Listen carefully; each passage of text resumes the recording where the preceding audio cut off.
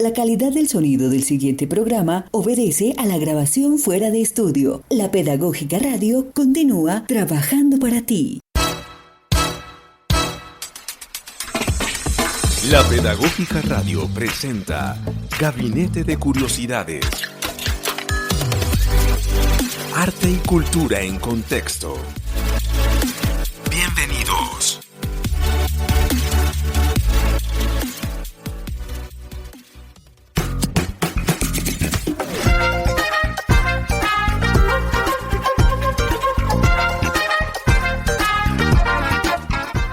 Hola, una vez más al Gabinete de Curiosidades, Artes Visuales en Contexto. El tema de hoy es Arte, Política y Censura. Bueno, un saludo para todos y todas. Una vez más, estamos en Gabinete de Curiosidades.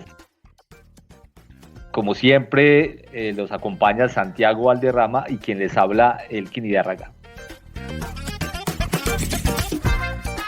Hoy tenemos como invitado a Elkin Rubiano. Elkin es doctor en Historia del Arte de la Universidad Nacional de Colombia, es magíster en Comunicación por la Pontificia Universidad Javeriana y sociólogo por la Universidad Nacional de Colombia. Es profesor asociado a la Universidad de Jorge Tadeo Lozano. Y bueno, hoy continuamos con esta trilogía. Vamos a hacer 3 programas sobre el tema de los murales y la censura. Ya tuvimos en el episodio pasado al profesor Raúl Cuadros, que hacía como una perspectiva histórica. Hoy invitamos a Elkin Rubiano para hablar comprender otra perspectiva sobre este tema coyuntural. Y bueno, un saludo a la mesa de trabajo y equipo técnico. En el máster, Mario Enríquez; en la producción sonora, Yolanda Barrantes y Diana Torres; en imagen y redes, Laura Chávez; y en la dirección, Alejandro Sepúlveda. Así que un saludo para Santiago, un saludo para Elkin. Elkin, ¿cómo estás? ¿Cómo te ha ido? Bienvenido de nuevo. Hola, muy bien, Elkin y Santiago, muchas gracias por la invitación. Bueno, Elkin, un agrado siempre tenerte de vuelta, hablando de estos temas tan importantes y tan, digamos, tan recientes, ¿no? Pero bueno, entonces vamos a arrancar, vamos a entrar ahorita con nuestra sección Disputas de la Mirada.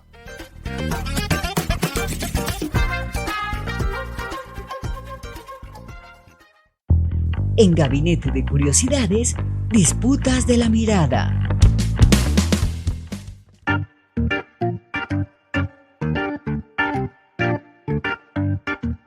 En nuestra sección Disputas de la Mirada, lo que hacemos es presentar como un contexto general sobre el cual se va a desarrollar la sesión, centrados pues un poquito en la manera de ver este fenómeno, obviamente por parte de tu invitado y de nosotros, la mesa, los que estamos en la mesa, Elkin y yo.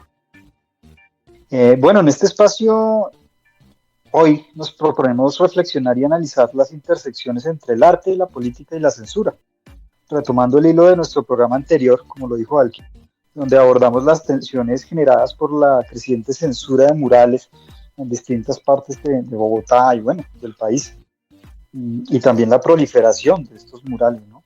En este caso particular creemos que en Colombia pues se ha venido gobernando desde la crueldad, ¿no? Y que esta ha tomado diferentes formas a lo largo de nuestra historia. Este gobierno de la crueldad necesita hacer visible su crueldad, ¿no? Hacer públicas sus estrategias y mecanismos de castigo, ¿no? Para que estos sean efectivos. Y estos pues también han cambiado, han sido muy diversos. Hoy vemos que este ejercicio de censura pareciera ser también una forma de hacer visible la crueldad, o la censura misma es la crueldad, ¿no?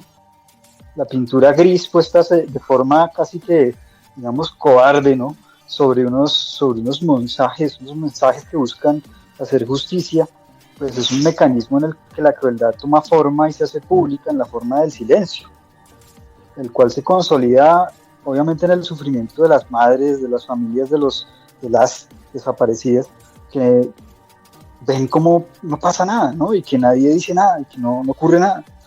Eso es la crueldad, ¿no? Ese dolor, y cómo se hace público ese silencio. Ese silencio es la forma en la que se hace visible la crueldad. Sin embargo, el mural vuelve a nacer múltiples veces, es lo que hemos visto. No marcado esta vez por el signo del dolor únicamente, porque no se trata de sacarlo, sino acompañado también de una fiesta, de un encuentro, de una celebración. Dichas esas cosas, la imagen que reaparece no reproduce el mecanismo por el que se produce la forma de crueldad, ¿no? Que es este silencio, sino que se hace oposición frente a eso, en una forma que no solo se limita al caso concreto, ¿sí?, que estamos mirando, ¿no?, sino se reproduce, convirtiéndose en un ejercicio de disputa visual y performática que hoy en día pues vemos con claridad no solo en las calles, sino en las redes sociales y otros escenarios. Pero bueno, entrando un poquito más en el tema, iríamos a hablar también del mural en particular. Las Cuchas tenían razón, el cual surge a raíz del hallazgo de restos humanos en la escombrera. Hallazgo que está relacionado con la Operación Orión, que ocurrió durante el gobierno del expresidente Álvaro Uribe, una operación militar que se orquestó entre paramilitares y ejército, que pues fue un hecho infame, ¿no?, que impulsó a diversos colectivos artísticos a expresarse a través del arte urbano en varias ciudades. El primer mural pintado en el puente del Vico de Medellín rinde homenaje a las mujeres buscadoras de la Comuna 13. Su propósito principal fue visibilizar y solidarizarse con las madres de las víctimas de desaparición forzada, además de formar una reflexión colectiva sobre la importancia de preservar la memoria histórica. Sin embargo, este mural fue censurado y borrado por grupos políticos que buscan negar los hechos ocurridos en la Comuna 13. Esta acción, promovida por el concejal Andrés Guri Rodríguez de Medellín, desencadenó una ola de censura a nivel nacional. Mientras más colectivos se sumaban a plasmar este mensaje de sus ciudades, otros se dedicaban a borrarlos. En este contexto tenemos el placer pues de recibir nuevamente hoy a nuestro invitado que ya introdujimos, Elkin Rubiano, con quien ya estuvimos hablando de memoria también y de performatividad de la memoria, para dialogar precisamente sobre todo esto, ¿no?, y el significado de todo esto desde una perspectiva amplia, desde el arte, la política y las ampliaciones de la censura, en este caso, mejor dicho, las implicaciones, de la censura en este caso particular, ¿no? Entonces, bueno, terminada esta sección introductoria, pasaríamos a la entrevista. Bueno, gracias a Santiago por esa introducción tan interesante. Como lo decía él, bueno, nos interesa a nosotros como docentes de la licenciatura en Artes Visuales de la Universidad Pedagógica Nacional reflexionar y hablar y debatir en torno a estos temas coyunturales que tienen que ver con la imagen, con la memoria, con el contexto social y político nuestro. No podemos estar al margen de esto. Y bueno, vamos a iniciar un poco con la sección y con las preguntas que tenemos para Elkin. En ese orden, bueno, Elkin, ¿cómo te parece, cómo te posicionas tú frente a la relación entre imagen, palabra y texto en el contexto colombiano? Bueno, teniendo en cuenta la introducción que hicieron sobre los murales y la censura de estos murales, específicamente el de Las Cuchas tenía la razón en Medellín, y esto que acaban de preguntar sobre la relación entre imagen, palabra y texto, mientras la planteaban recordaba que creo que hace año y medio fui a la Comuna 13. Nunca había ido, y a la Comuna 13, bueno, uno puede subir por su cuenta o puede subir con guías. Y yo subí con un guía y con un grupo, y cuando llegamos a un mural donde está plasmada la Operación Orión y los helicópteros militares, hay un problema para narrar el asunto. Eso me llamaba mucho la atención, ¿no? Y al final del recorrido, de lo que uno se percata, es que los guías de la Comuna 13 se autocensuran. Y si se autocensuran es porque constantemente los están vigilando, ¿no? Y no se dice abiertamente, pero al final se alcanza a intuir que hay un guión turístico para la Comuna 13, ¿no? Y ese guión, desde luego, muestra la recuperación urbana de la Comuna 13, las prácticas artísticas, el rap, la danza, el muralismo, el diseño de ropa, como han dado otro perfil urbano de esa comuna, ¿no? Pero lo que es central de esa comuna, históricamente y unido a la memoria, sobre eso no se habla, o se habla entre líneas y se prefiere no dar detalles al respecto. Cuando una turista que iba en el grupo preguntó algo, yo intervine y hablé de la escombrera. Pero había también en el grupo una mujer paisa y se negaba a la escombrera, ¿no? Entonces es algo que realmente, con respecto a la versión de qué ocurrió en la escombrera, de cuáles son los hechos de la escombrera y cuáles son las consecuencias, como estos restos que se encontraron hace poco, sobre eso es muy difícil de hablar en Medellín. Si bien el mural Las Cuchas tenía la razón, está indicando que eso efectivamente ocurrió y que se han encontrado cuerpos, hay una parte de la sociedad que lo sigue negando, ¿no? Y la escombrera, por otro lado, no está unido solo a la Operación Orión, ¿no? Sino la escombrera, por décadas, ya se puede decir, se convirtió desafortunadamente en un sitio de ejecución y desaparición de esos cuerpos desde la época del narcotráfico, ¿no? Entonces es una herida de toda esa ciudad, es una herida de todo el país, y en contextos evidentemente muy polarizados aparece el conflicto en torno a la verdad, ¿no? No solo es el texto, no solo es la imagen, sino que aquí también está la palabra, repito, las guías que los llevan a uno a hacer el recorrido por la Comuna 13 se autocensuran para hablar de eso, ¿no? Es un tema bastante conflictivo, pero el hecho de que estos murales provoquen eso en la ciudadanía también es muy importante, ¿no? Hoy, desde luego, el contexto del graffiti, la función del graffiti, del mural de hace décadas es diferente al de hoy en día, ¿no? Hace décadas el mural tenía una función muy importante con respecto a aquellas personas que no tenían voz o una voz pública, porque la voz pública pasaba por la prensa, por los medios masivos de comunicación, de modo que el graffiti tenía ese poder subversivo de poner en palabra aquello que no se puede decir porque estoy fuera del monopolio de la producción de la opinión, ¿no? Pero con el auge de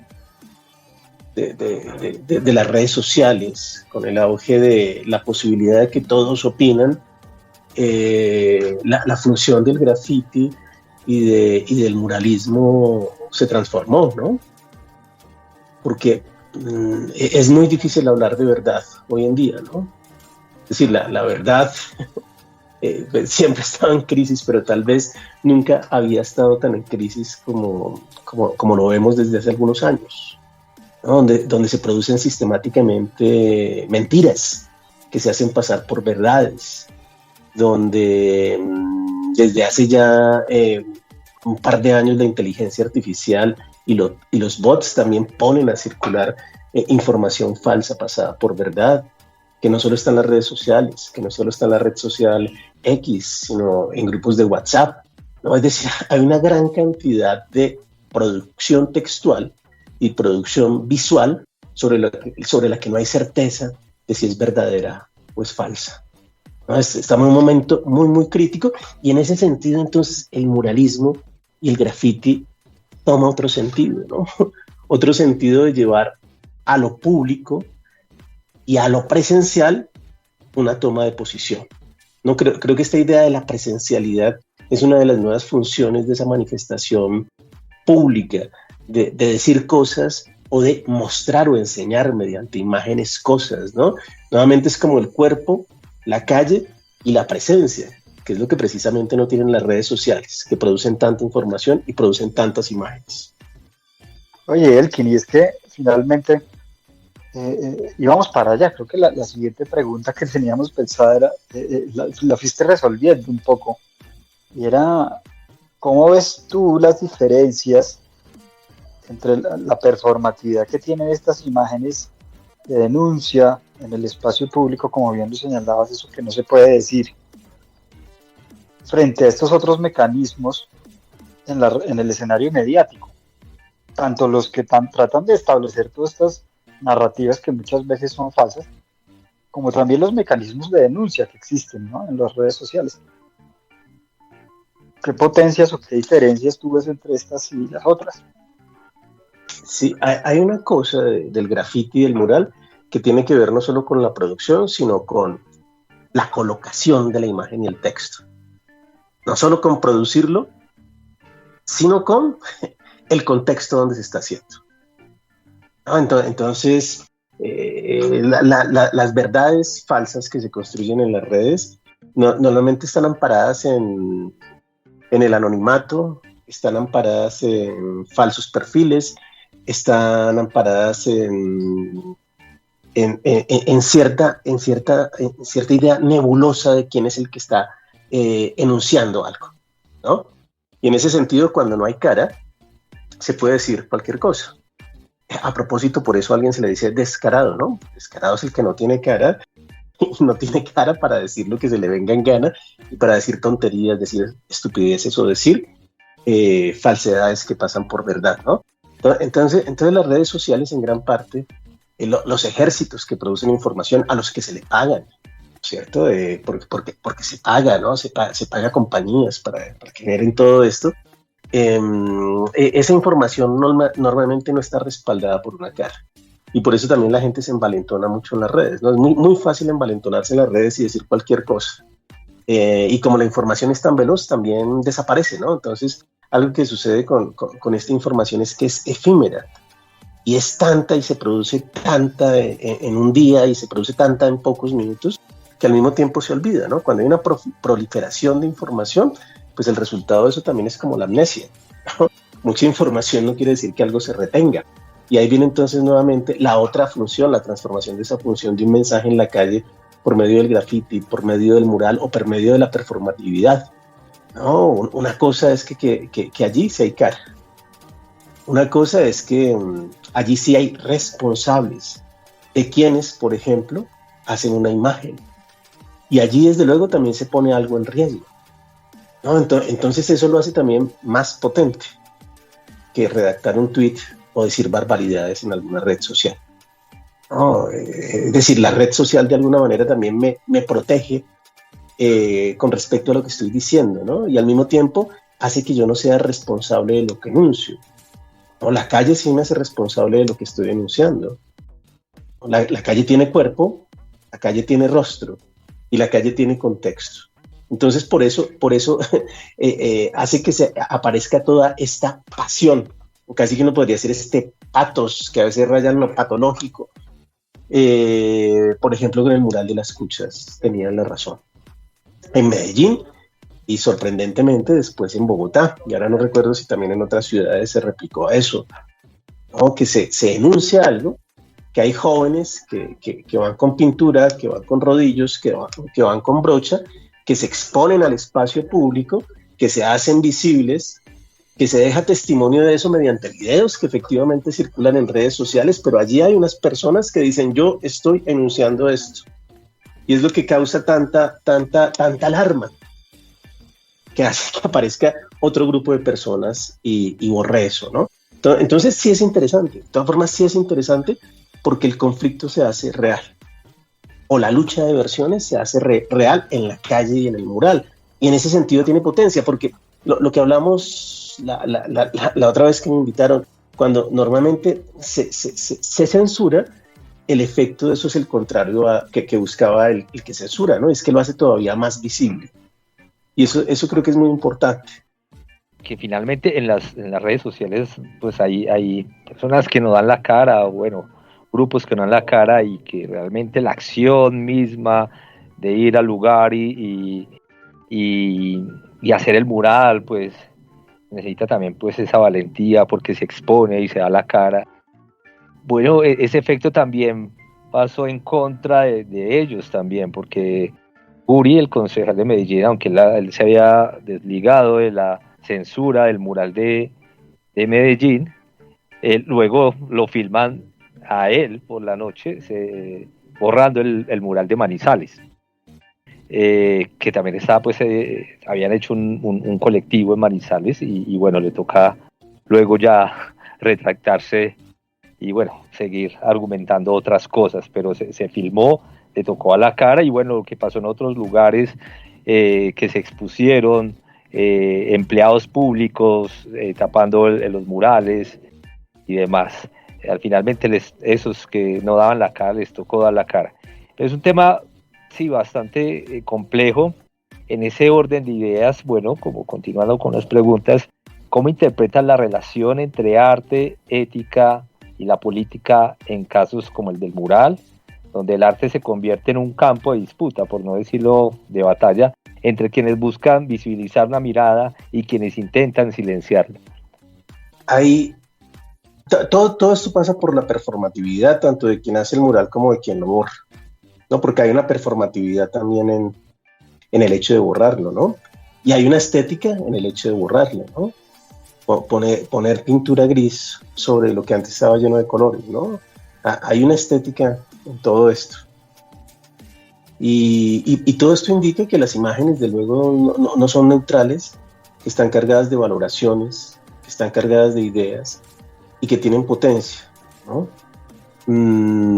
El hecho político de todo esto, lo crítico desde el punto de vista político, creo que tiene que ver con la negación de los hechos, pero también con la revictimización, ¿no? Es decir, es muy parecido a lo que sucedió con el senador Polo Polo, ¿no? Que recoger en la performatividad las botas en la plaza de Bolívar, recogerlas y echarlas a una bolsa de basuras, a bolsas de basuras, es revictimizar a las madres, revictimizar a las buscadoras y negar hechos sobre los que ya hay pruebas y procesos judiciales. No, creo que es una de las cosas más preocupantes, pero al mismo tiempo pone en evidencia lo que una imagen muy sencilla, y podríamos decir una imagen pobre en recursos económicos, en recursos incluso visuales, no lo digo en un sentido crítico, sino todo lo contrario, ¿no?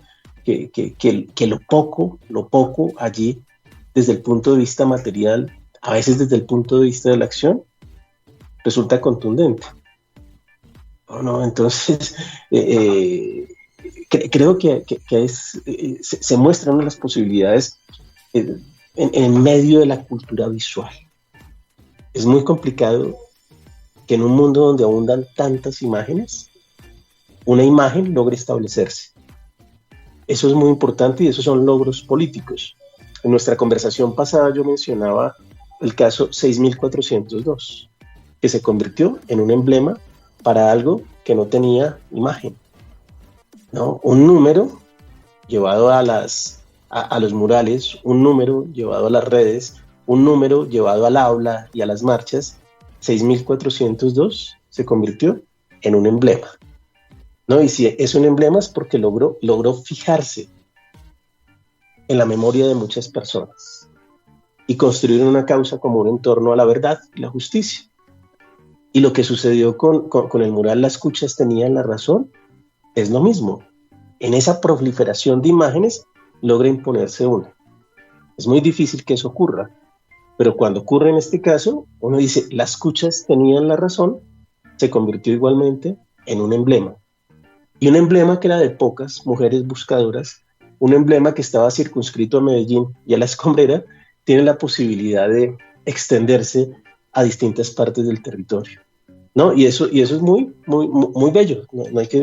Creo que uno no debería sentir temor en este contexto de decir que algo es bello, ¿no? Hay una belleza en esa potencia de una imagen que es pobre y que logra establecerse en un universo de miles y miles y miles de imágenes. No, creo que esa es la potencia política de los casos como el emblema 6402 o el emblema Las Cuchas tenían la razón. Elkin, y pensando, digamos, en todo eso, pues vemos que definitivamente estos murales tienen una gran relevancia y una importancia grande o particular, ¿no? A la hora de que sirven mucho para visibilizar problemáticas sociales, culturales, políticas, en este caso, por ejemplo, como el de la desaparición forzada, y también pues preservan de alguna manera la memoria histórica en los cuerpos. Pero ¿tú crees que finalmente esto, y lo digo porque pues final estamos viendo un momento complicado en el que vemos que hay una emergencia del fascismo en Latinoamérica, en Estados Unidos, la derecha extrema en Europa también está agarrando tremenda fuerza, ¿no? Pareciera que hay como un recogimiento del mundo hacia ese lado, que nos tocó vivir definitivamente. Y estas narrativas pues están imponiendo su propia versión de la historia. Ahí sí que de forma descarada, tal vez, como tú lo dices, sin ninguna seriedad y peso histórico, se dice lo que sea. Entonces, ¿tú crees que de alguna manera estas imágenes performáticas, o la performatividad de estas imágenes, como los murales, puede influir en la memoria histórica colectiva? ¿Puede crear un contrapeso allí frente a esta fuerza tan aparentemente poderosa y grande? Pues está la posibilidad de construir una memoria o una contramemoria, construir otras narrativas. No sé si me lo soñé o lo vi muy rápidamente, pero lo que hizo la derecha en Colombia con el emblema Las Cuchas, tenían la razón, fue invertirlo, ¿no? De hecho, utilizar una de las estrategias recurrentes del arte político, que es la tergiversación y la apropiación, ¿no? Que es una de las lecciones del situacionismo francés, ¿no? Tergiversar, como una forma de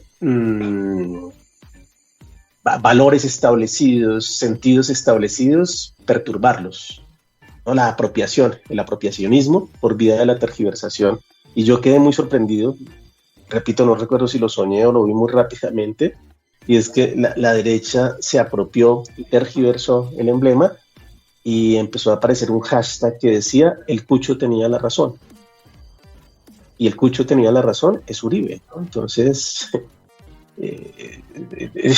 aquello que tiene una potencia se puede revertir, ¿no? Construir otras verdades. El Cucho tenía la razón, es una. Y la otra tiene que ver con el emblema de 6402, ¿no? Donde entonces la derecha, para hacer oposición al emblema, habla de reclutamiento forzado y de violaciones de niños por parte de la guerrilla, ¿no? Y ahí es muy complejo como lo que la derecha llama desde hace algunos años la batalla cultural, ¿no? Que creo que el terreno que está ganando precisamente la derecha en el mundo ha sido por vía simbólica también, no por vía de textos e imágenes. Lo que ha dicho la derecha es que el progresismo alrededor del mundo en las últimas décadas es una consecuencia de que esa izquierda ganó la batalla cultural, llegando a los medios masivos de comunicación, al mundo del entretenimiento, al cine, a Hollywood, que la derecha considera de izquierda, a la música, etcétera, etcétera. Y en eso la derecha está teniendo mucha habilidad en construir eficientemente muchos símbolos que circulan de modo eficiente, ¿no? La imagen que en nuestro contexto, cuando la vemos de hace 3 días, de Milei entregándole una motosierra a Elon Musk, es escalofriante, ¿no? Y que Elon Musk se ufane de eso y ponga en evidencia que la va a usar, ¿no? Entonces fíjense que la motosierra en nuestro contexto está muy cargada, ¿no? Pero la motosierra que está haciendo circular una imagen que circula muy eficientemente. Esa motosierra está construyendo un símbolo de recortar el Estado, sociales, ¿no? Hacer más pequeño el Estado, ¿no es cierto? Hacer la burocracia, hacerla mucho más pequeña, y dentro de esa burocracia, desde luego, está la salud, la educación, que son temas muy, muy, muy sensibles.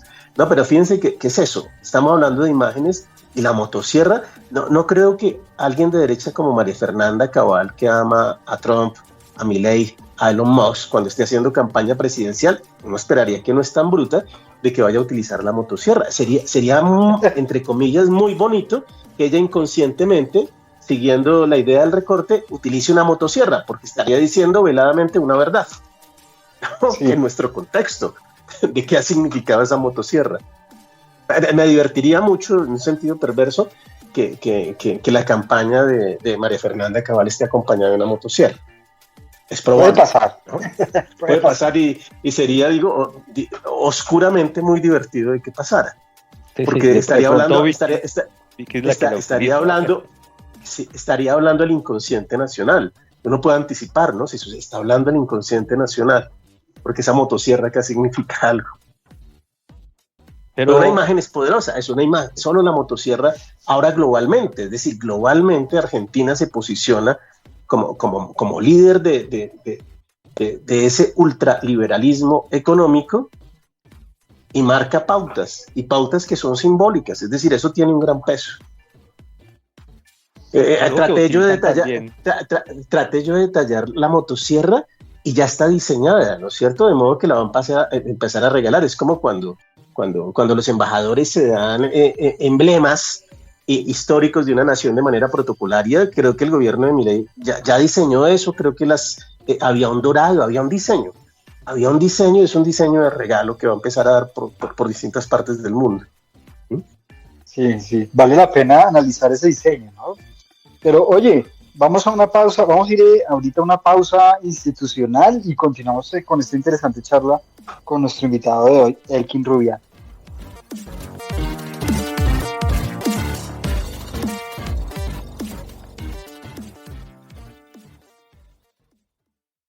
Estás en modo Gabinete de Curiosidades de la Pedagógica Radio.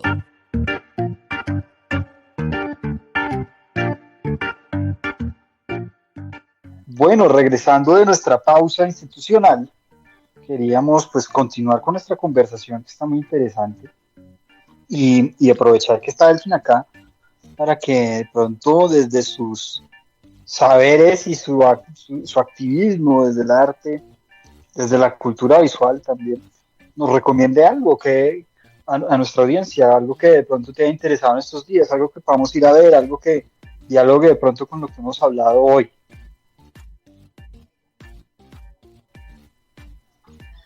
Una película que vi en Movie antenoche es muy interesante porque tiene una referencia histórica y creo que se llama La chica de la aguja. Te recomendaría. Porque creo que toca temas muy sensibles, ¿no? Es un hecho histórico de 1920, creo que en Dinamarca o alguno de estos países por allí cercano, que logra hacerlo dialogar con temas unidos por ejemplo, a cuestiones de género, siendo al mismo tiempo una película de suspenso y que por momentos llega a tener tintes de terror, ¿no? Entonces me parece que hay mucha habilidad en lo que se hizo en esa película, que convergen de alguna manera distintos géneros y pone a dialogarlo con alguna agenda política actual. Qué chévere, Elkin, muchas gracias por eso recomendado. Sí, yo también la había chismoseado, me pareció interesante. Y bueno, entonces recomendada para nuestros estudiantes y pues para nuestra audiencia en general. Oye, pero continuando por el tema que veníamos hablando, pues el tema de la motosierra, de Milei, de Elon Musk, me pregunto yo, y volviendo un poco también o relacionándolo más bien con el tema del mural, el que borró el mural pues era un concejal, ¿no? Entonces se pregunta un concejal colombiano, entonces se pregunta uno hasta qué, y con esto de Elon Musk, de Milei, con lo que estamos viendo que opera y que está pasando con el neoliberalismo radical y su performatividad, cómo se presenta, vemos es que se pregunta uno hasta qué punto las instituciones públicas deben involucrar o hasta qué punto pueden, digamos, operar frente a, en general, frente a todo, ¿no? Frente a todo esto. Y más allá con los conflictos, es decir, frente a los conflictos, por ejemplo, cómo se pronuncian frente al conflicto armado en Colombia, frente a las víctimas, ¿no? ¿Cómo puede ser? Resulta casi igual de increíble ver a Milei, a Elon Musk y Milei celebrando en una motosierra, a un concejal borrando una cosa que tiene que ver Ajá. con víctimas del pueblo colombiano. Sí, hay una cosa ahí que seguramente tiene unas implicaciones legales, como sucedió como con Polo Polo y la denuncia que hicieron contra él, no sé en qué va, pero desde luego un funcionario público, eso debería tener algún tipo de sanción, ¿cierto? Yo no conozco esos asuntos legales, no sé en qué va lo de Polo Polo, pero uno supondría que eso debería tener una sanción, ¿no? Porque negar esos hechos en el contexto de la ley de las víctimas creo que tendría una sanción. Pero lo otro es cuando aparece una denuncia, y las denuncias normalmente son del pueblo, cuando aparece una denuncia, cuando aparece una imagen, cuando aparece una escultura como el puño en Puerto Resistencia en Cali, los argumentos que salen a flote para rechazarlos, y esto es muy divertido y extraño, son estéticos, ¿no? Entonces dicen que el puño de Puerto Resistencia es horrible y que por esa razón no debería estar en el espacio público. O incluso en Medellín alcancé a leer que uno de los argumentos de la ciudadanía es que el mural afeaba la ciudad y que era distinto a los murales que se encontraban en Comuna 13. Entonces los argumentos estéticos son argumentos que no tienen fácilmente validez, pero todo esto lo hace muy interesante porque al mismo tiempo en Medellín mostraban un barrio de Pablo Escobar donde hay un mural de Pablo Escobar que no le incomoda a la ciudadanía, ¿no? Eso es lo interesante. Nuevamente volvemos a lo que moviliza una sola imagen, ¿no? Inmediatamente lo que hace visible es que esa Medellín tiene no solo en ese barrio un mural y un altar de Pablo Escobar, sino que la imagen de Pablo Escobar se convierte en un souvenir en Medellín, ¿no? En la Comuna 13, a propósito, subiendo la gran cantidad de camisetas con la imagen de Pablo Escobar, pequeños objetos con imágenes de Pablo Escobar, no le incomodan a esa ciudadanía, ¿no? A esa ciudadanía no le interesa eso. O lo que sucedió hace unos meses, que vuelve a hacerse visible como la prostitución regada en todo Medellín. No, ese no es un problema de orden estético, no afea la ciudad, ¿no? Entonces sí es muy curioso que con estas imágenes que tienen un efecto político, parte del argumento para rechazarlas sea estético. No, eso es muy, muy simpático. Okay, la derecha siempre habla como de la estética de la izquierda. A propósito, Milei, una de sus frases de campaña era que los izquierdosos eran feos, ¿no? Y que la derecha era superior estéticamente, que era bella. Nuevamente volvemos al terreno como de la batalla cultural, ¿no? y qué afea o qué no afea a una ciudad. Un mural con el escudo de Nacional o Medellín no es feo, ¿no? Independientemente de donde se ponga en la ciudad. Entonces es muy curioso eso y solo acabo de recordarlo con respecto al año pasado cuando se hizo una solicitud para que el monumento de Puerto Resistencia sea declarado como monumento de interés nacional. Inmediatamente la gente fue, ese es horrible, ¿no? Y a propósito, para declararlo monumento de interés nacional, pues eso tiene todo un procedimiento donde tiene que valorarse no solo desde el punto de vista artístico y estético, sino tiene unas valoraciones, por ejemplo, históricas y sociales. De modo que lo que también formalmente se pone en una ciudad no pasa únicamente por la corrección formal o la corrección de la forma, sino hay otro tipo de valoraciones, ¿no? Y en el caso del puño de Puerto Resistencia, más que los criterios formales, seguramente la valoración tiene que ver con que es histórica y social. Y que en ese monumento lo que convergen son fuerzas sociales y que la potencia del mural no está tanto en la forma, sino en la convergencia de esa potencia. Sí, qué interesante. En ese orden de ideas, sí recuerdo que hubo también una polémica en Cúcuta, ¿sí? En Cúcuta ya existía un mural, pues alusivo a la historia y a la cultura cucuteña, y bueno, hubo una disputa por ese muro, porque ese mural estaba recién hecho, y bueno, querían pintar allí el de las cuchas tenían razón. Hubo también una suerte ahí de discusión y demás. Lo aflora lo de esa idea de que hay una imagen buena, una imagen mala, un arte bello y un arte feo, sí. Y yo creo que la discusión no, pues como lo hablamos en el episodio pasado, en el programa que lo tuvimos a Elkin también, esa no sería la discusión central, ¿sí? Sino lo que significa simbólicamente también esa acción colectiva de memoria también. Sí, es como hacia allá tendría que ir la mirada. Y bueno, sí, incluso aparecen cuestiones de orden elitista, que también me sorprendieron mucho con lo de las cuchas tenían razón, y es algunas mujeres que criticaban que se utilizara la palabra cucha, y entendían cucha como ofensivo, porque acá en Bogotá decirle cucha a alguien es decirle vieja, pero no tenían la capacidad de ir un paso más allá y comprender que en la cultura popular y en Medellín, cucha y cucho es mamá y papá cariñosamente, y no una ofensa, ¿no? Pero se hizo toda una campaña que decir cuchas estaba unido desde luego a una mirada patriarcal, a la objetivación de la mirada masculina sobre la mujer, y salió todo un discurso ahí que era completamente lejano a la intención, y que lo que mostraba también era como lo decimos, como un clasismo político, incluso de mujeres feministas, evidentemente unidas a una clase social, a una élite cultural, y por más de que en los intercambios en la red X, porque lo seguí, se les trataba de explicar, no podían comprender el aula popular, ¿no? Ese desconocimiento del aula popular dice mucho de la politización de estas mujeres de élite.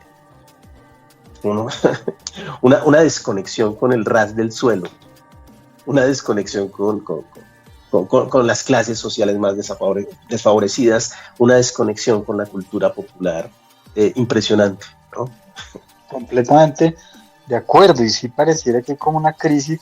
Yo tengo un problema, y el otro día hablando con una amiga feminista hablábamos de eso, ¿no? Un problema de representación y de visibilidad, en este caso, de las posturas y del feminismo en Colombia, porque los que aparecen más visibles son unas posturas muy clasistas.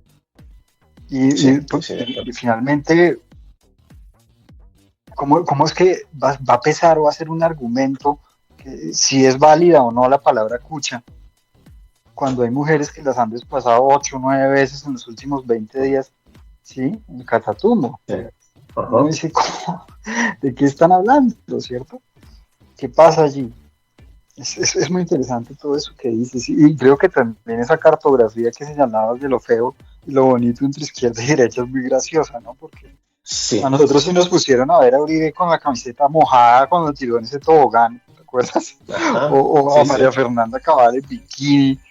Bueno, en fin, una cantidad de cosas que si no le molestan a la derecha, y que tal vez sí se puede hacer un estudio de cartografía interesante. La cartografía de la derecha es lo siguiente: cuando lo feo aparece como feo cuando es político y pobre. Entonces, si lo que se enuncia viene de la pobreza o de personas empobrecidas que se enuncian políticamente, inmediatamente aparece la categoría de feo. Eso es feo, ¿no? Lo feo es lo pobre. Feo es básicamente eso. A eso se reduce el asunto, ¿no? Pero acabo de recordar una imagen, hablando de imágenes, donde uno se da cuenta que uno utiliza categorías estéticas para hablar de cuestiones éticas. Y cuando uno ve algo que es injusto, normalmente uno dice, qué feo. Y cuando uno dice, qué feo, está diciendo, eso es malo o es incorrecto. Y se puede movilizar de muchas cosas. En el Catatumbo, una imagen muy triste, porque estamos acostumbrados o a veces rutinizamos el sufrimiento humano, pero a veces nos logra perturbar más cuando vemos eso en un animal o en la naturaleza. Y yo creo que ustedes también lo vieron, y fue un caballo completamente desnutrido con un grafiti del ELN en sus costillas. No sé si lo vieron. Sí, le habían cortado las orejas al caballito también. Usted dice caballito, y es que es eso. Uno ve esa imagen, y en la imagen de un animal, uno se da cuenta del desastre de todo un territorio. Del humano, de la naturaleza, del desplazamiento, de los asesinatos, y logra converger eso en la imagen de un animal. Yo he visto la imagen como 3 veces porque me ha parecido, y uno ve la mirada del caballo está tirada hacia abajo, y uno ve que el animal está traumatizado. Pero cuando uno ve a un animal que no tiene habla, que no puede decir qué le pasó, creo que hace que sea mucho más dolorosa poder ver esa imagen. A diferencia incluso de un niño, una persona que habla, ¿no? Quiero decir es que simbólicamente esas imágenes pueden movilizar algo muy importante, ¿no? La imagen del caballo. Bueno, acá solo haciendo John Berger,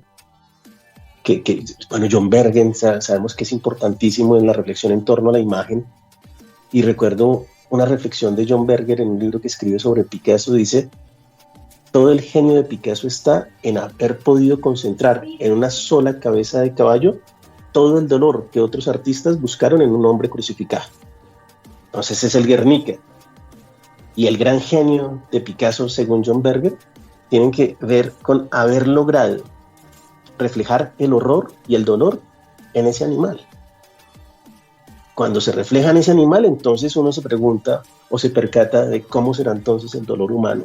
Si el animal sufre de tal modo, ¿cuánto deben estar sufriendo las personas? Y eso mismo sucede con ese caballo de Catatumbo, famélico, con las costillas a la vista, con las orejas cortadas, con la cabeza hacia abajo, con la mirada hacia abajo, donde uno ve ese dolor y lo puede extender hacia el humano, ¿no? Nuevamente lo que hace una imagen. Y cuando uno ve la imagen del caballo, lo primero que dicen es: uy, qué feo.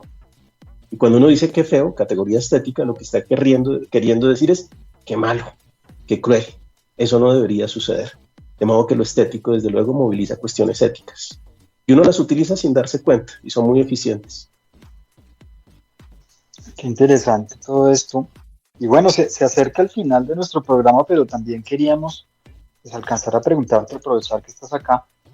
Ahorita vienen varias cosas, ¿no? Ya estamos en un país que ya entra casi en una carrera presidencial, ¿no? Nuevamente. Vemos escenarios como el de la posible presidencia de Vicky Ávila. En fin, el futuro se presenta inminente, se viene una lucha grande, ¿no? Y las dinámicas de censura y todo esto, pues, finalmente pueden acrecentarse. Tú, en este escenario tan convulso que viene y que seguramente se va a intensificar en los próximos meses, próximo año, ¿qué futuro le ves a estas imágenes? O sea, a estas formas de denuncia y de performatividad en el espacio público de la imagen. Sí, es muy complicado porque la imagen caricaturesca es muy importante junto con el humor cuando se trata de hacer crítica política, ¿no?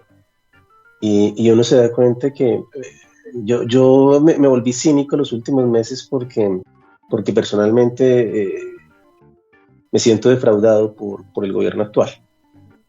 Y no solo yo, sino muchas personas que vieron esto un proyecto de transformación y van 2 años o más, ya no sé, en la que se defrauda un proyecto, ¿no? Acá lo digo yo como mi posición muy personal, y junto con eso el cinismo es como burlarme un poco, y me ha sorprendido mucho en redes sociales cuando me burlo, que la gente incluso me haya escrito: ¿por qué se burla de Petro?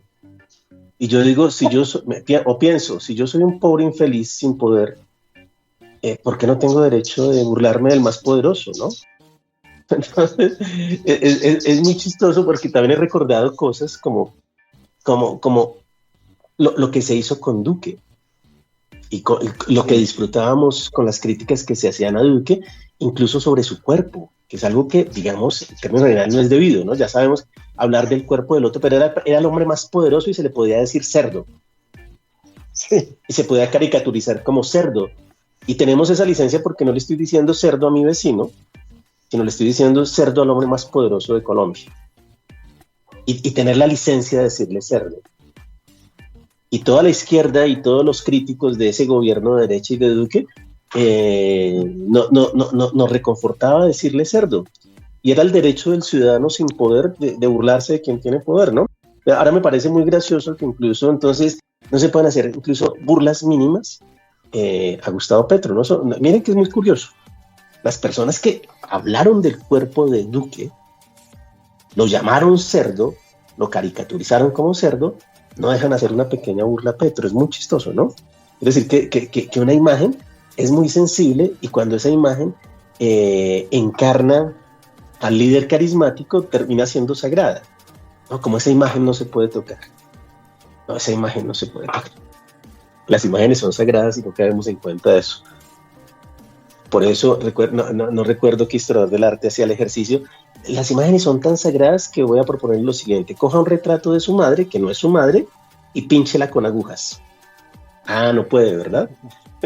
Las imágenes tienen carácter mágico, ¿no? Todo está muy unido a lo mágico, a lo mítico, y a veces no creemos, no lo creemos, pero eso, haga el ejercicio de, no a su mamá, a su papá, a su hermano, escoja a alguien que medio quiera, a su mascota, y píquele un ojo. No, le va a quedar muy difícil, ¿no? Entonces, cuando estamos hablando de líderes carismáticos como Álvaro Uribe, como Petro, esas imágenes alcanzan a tener el estatus de sagrado.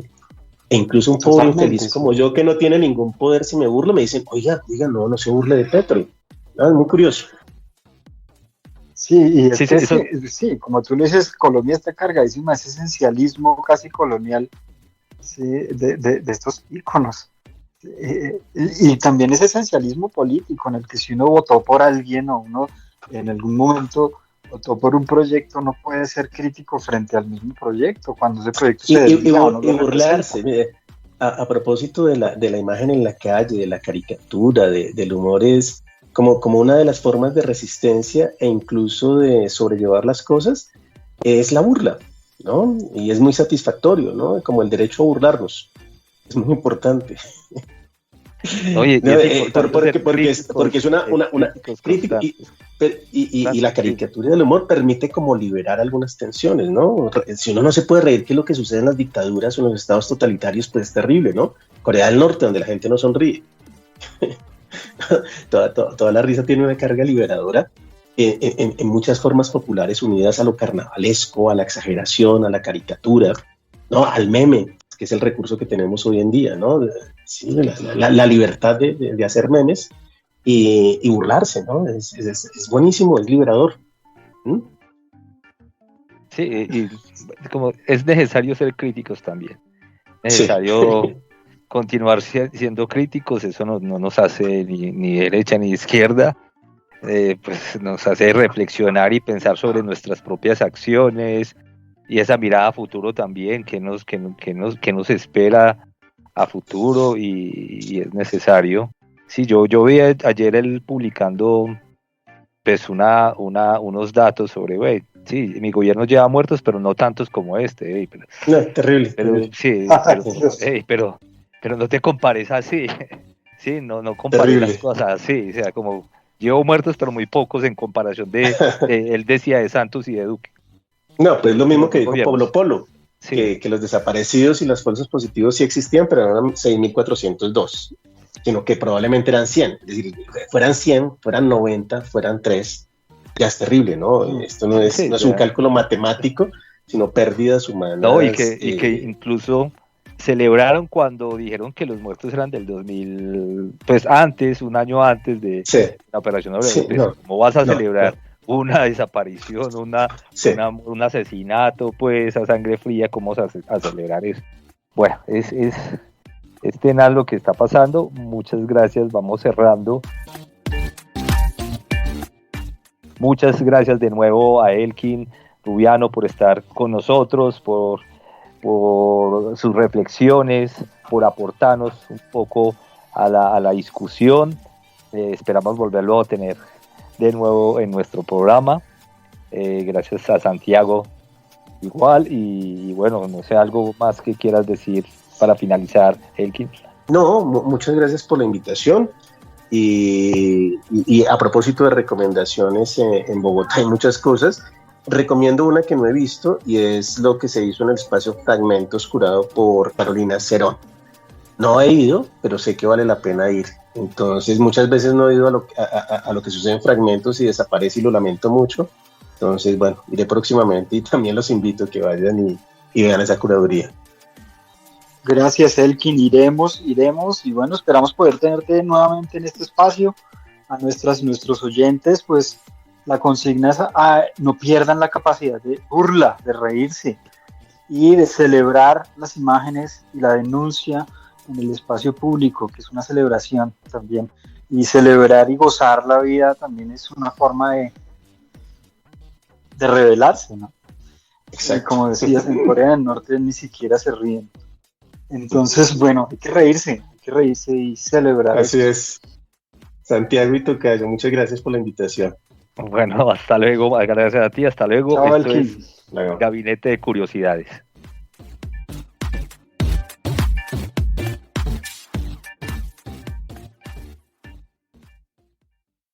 Este programa es parte de los contenidos educomunicativos de la Pedagógica Radio, disponibles para ti al aire y en formato podcast a través de radio.upn.edu.co.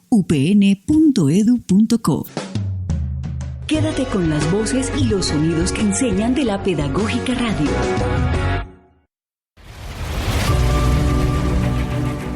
Universidad Pedagógica Nacional. 70 años siendo la educadora de educadores.